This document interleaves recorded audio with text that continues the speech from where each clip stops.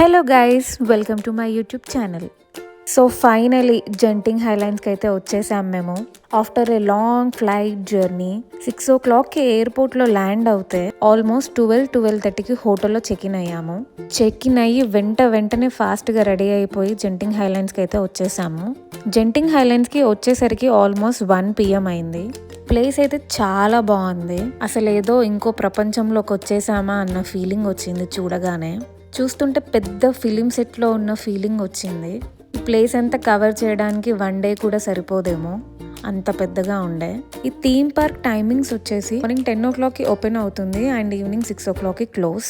ఇక్కడ మేము చేసిన పెద్ద మిస్టేక్ ఏంటంటే ఫస్ట్ డేనే జెంటింగ్ హైలాండ్స్కి రావడం. మేము రావడమే 1 o'clockకి వచ్చాము. అంటే ఆల్మోస్ట్ హాఫ్ డే అయిపోయింది. ఇంకొక హాఫ్ డే మాత్రమే ఉండే మాకు. హాఫ్ డేలో అన్ని కవర్ చేయడం మాత్రం ఇంపాసిబుల్. అసలు ఏ రైడ్కి వెళ్దామన్నా చాలా రష్ ఉండే. సరే ఏదో ఒక రైడ్కి వెళ్దామని దీంట్లోకి వెళ్ళాము. లోపలికి వెళ్ళగానే ఈ రష్ ని చూసి మాకు పిచ్చెక్కిపోయింది. అసలు ఆల్మోస్ట్ 1 hour వెయిట్ చేసాము. సరేలే ఇంకొక 10 minutesలో రైడ్ ఎక్కేస్తాం కదా అనుకున్నాము. ఇది జెంటింగ్ హైలాండ్స్ యాప్. ఇది మనకు ప్లే స్టోర్లో అవైలబుల్ ఉంటుంది. దీంట్లో మనకి ఏ రైడ్కి ఎంత టైం వెయిట్ చేయాలో చూపిస్తుంది.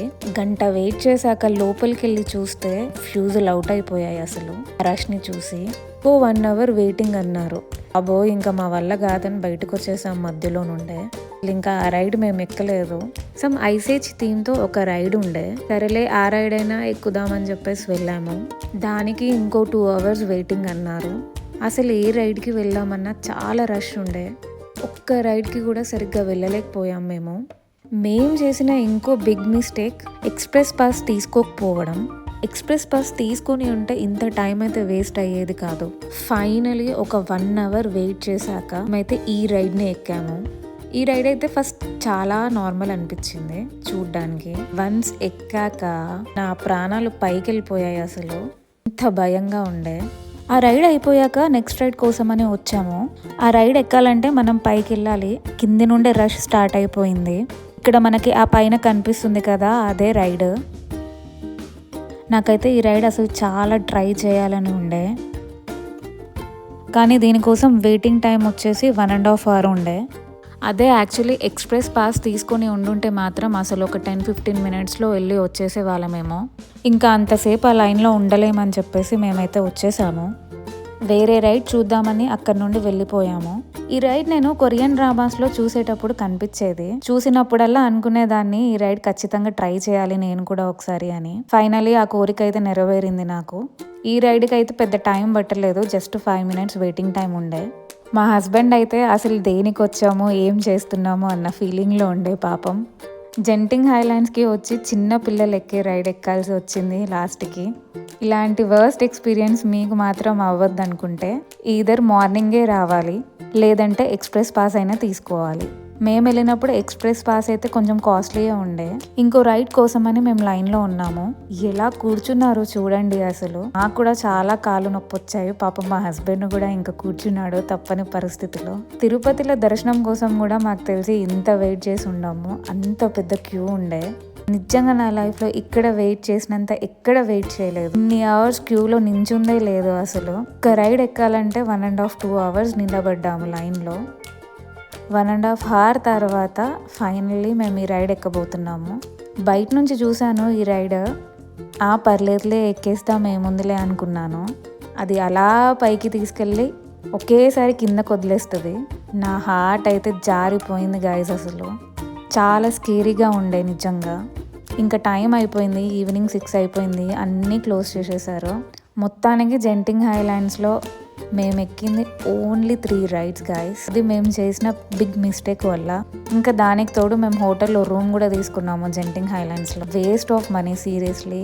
వెదర్ అయితే నిజంగా చాలా కూల్ ఉండే.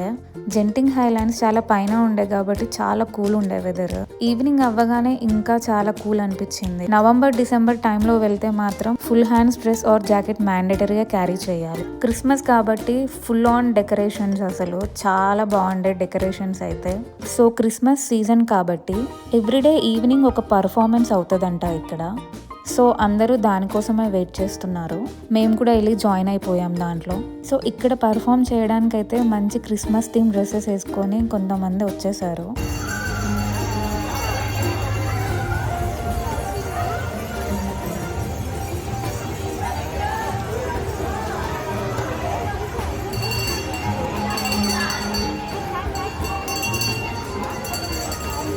మేమైతే హ్యాపీగా కూర్చొని ఆ పర్ఫార్మెన్స్ని అయితే ఎంజాయ్ చేస్తున్నాము.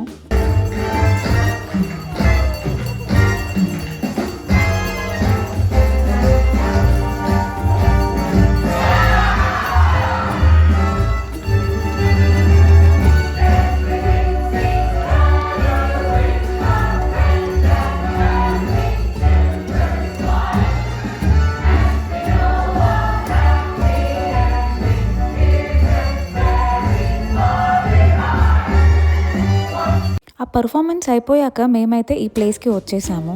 ఇక్కడ చాలా జనాలు ఉండే, దేనికోసం వెయిట్ చేస్తున్నారో మాకు కూడా తెలీదు. సో యాక్చువల్లీ ఇక్కడ క్రిస్మస్ సీజన్లో ఎవ్రీడే ఈవినింగ్ 7:30కి ఆర్టిఫిషియల్ స్నో పడుతుందంట. సో దానికోసమే ఈ పబ్లిక్ అంతా.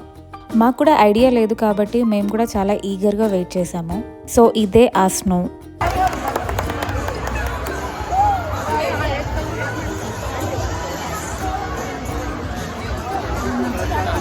ఆర్టిఫిషియల్ స్నో అయినా అందరూ చాలా బాగా ఎంజాయ్ చేశారు. ఆ వైబ్ చాలా బాగుండే. నెక్స్ట్ మేమైతే Genting Islands indoor theme park అయితే వచ్చాము. ఇది క్లోజింగ్ టైం వచ్చేసి 10 o'clock. ఇది కూడా చాలా పెద్దగా ఉంటుంది. ఇక్కడ ఫ్యామిలీ అండ్ థ్రిల్ రైడ్స్ ఉంటాయి. చిన్న పిల్లలు ఎవరైనా ఉంటే ఇది ప్రిఫర్ చేయొచ్చు. అండ్ థ్రిల్ రైడ్స్ కూడా ఉండే. మేము కూడా ఆ రైడ్స్ ట్రై చేద్దామని వెళ్తున్నాము. దీనికి సపరేట్ టికెట్ ఉంటుంది. మనం ఏ రైడ్స్ ఎక్కుదాం అనుకుంటే ఆ రైడ్ టికెట్ తీసుకోవచ్చు. అండ్ ప్లేస్ అయితే చాలా బాగుండే. ఫుల్ డెకరేషన్స్, లైటింగ్స్ చూడ్డానికైతే అదిరిపోయింది. సో మేమైతే అలా ఒక 2 రైడ్స్ ఎక్కేసి ఇంకా హోటల్కి బయలుదేరిపోయాము. క్రిస్మస్ కాబట్టి హోటల్లో కూడా డెకరేషన్ చాలా బాగా చేశారు. Checkout Day 2 in the next video.